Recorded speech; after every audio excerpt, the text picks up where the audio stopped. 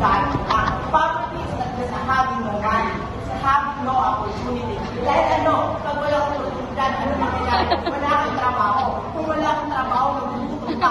Kung magugutang pa, mamamatay ka na mahirap. So, pinagsabay na ba?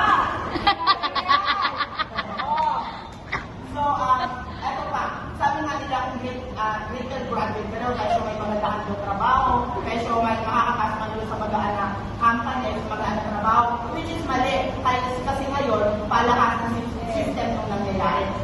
College graduate pa rin yung hinahanap. Kasi imagine basically, senior high school graduate ka, college graduate ka, nag-apply ka yung same company. Sa tingin mo, sino yung makakaya? Of course, yung college graduate. Pagsabay na yan!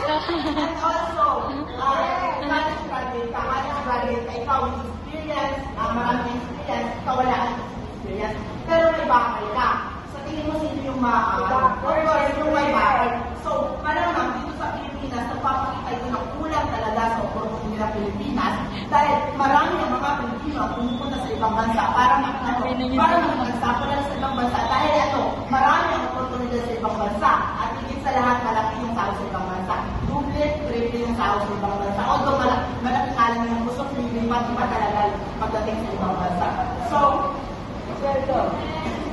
Sabay na, next na!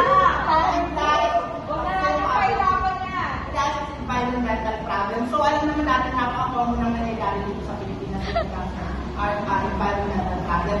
Number one is yung baka, kung may ulan ba agad. So, bakit kaya nangyayari ito? Of course, kulang na sa